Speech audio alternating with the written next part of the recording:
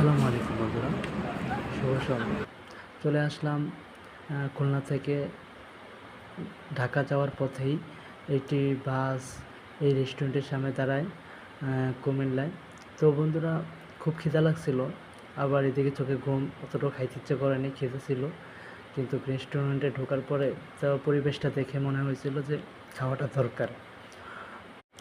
তো বন্ধুরা, আমার কাছে কোনো কিছুই পছন্দ ছিল না এই মুহূর্তে। তখন আমি ডাল আর পরোটার অর্ডার দিয়েছিলাম। তো ডাল আর পরোটা খাওয়ার পরে যা ভাবলাম, তার চেয়েও অমায়িক পরোটাটা মাশাআল্লাহ খুব সুন্দর, ভালো লাগছিল, কিন্তু ডালটা একদম বাজে ছিল এই রেস্টুরেন্টের।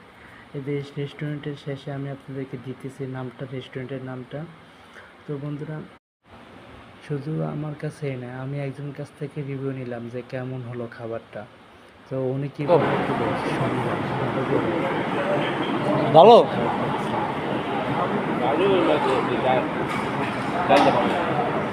একদম বাজে লাগতেছে।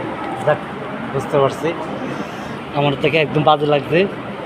আপনাদেরকে হোটেলের রিভিউ আমি দেখাচ্ছি, একদম বাজে খাবার। তো বন্ধুরা, এই 2 পিস পরোটা আর ডালের দাম রাখছে 70 টাকা।